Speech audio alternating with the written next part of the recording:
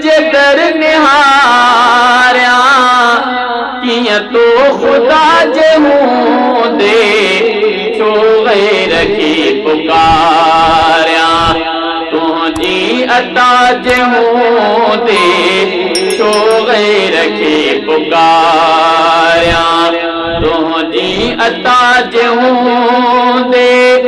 मां बेजदर निहारिया किया तो खुदा जहूं दे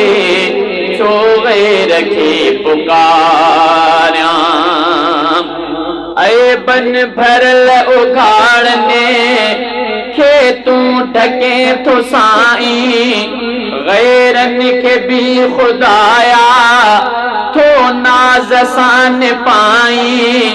पो आस छो न धारिया पो आस छो न धारिया अणखुट सखा जहूं दे छो गैर की पुकारिया तुझी अता जहूं दे छो गैर की पुकारिया खलकल भी तू जबाना तो साथ बेरुखी कने तो जो इर्ज को खाई तो साथ सरकशी कने पर रिज़्क़ तो न रोक्यो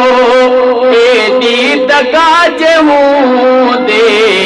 छो गैर की पुकारिया तुझी अता जहूं दे छो गैर की पुकारिया फिर औन जी हुकूमत के ईसदियों हली हुई एडी सिहत मिसाली उनखे अजब मिली हुई एडो फज़ल कयो तो एडो फज़ल कयो तो उनजी अना जहूं दे छो गैर की पुकारिया तुझी अता जहूं दे छो गैर की पुकारिया को छो किनो बुरो मां दोहन जो वह के रो मां पर दिल मंझान ला तो जो ई आसरो मां मुँह ते बिकर इनायत मुझी खता जहूं दे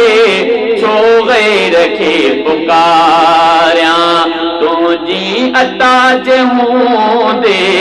छो गैर की पुकारिया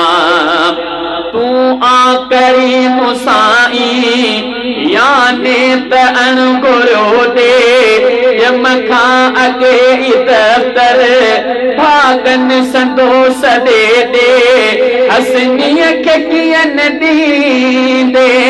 हिन इल्तिजा जहूं दे छो गैर की पुकारिया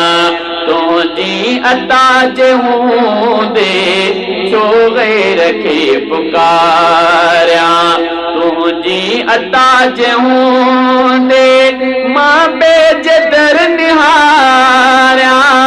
किया तो खुदा जहूं दे छो गैर की पुकारिया तुझी अता जहूं दे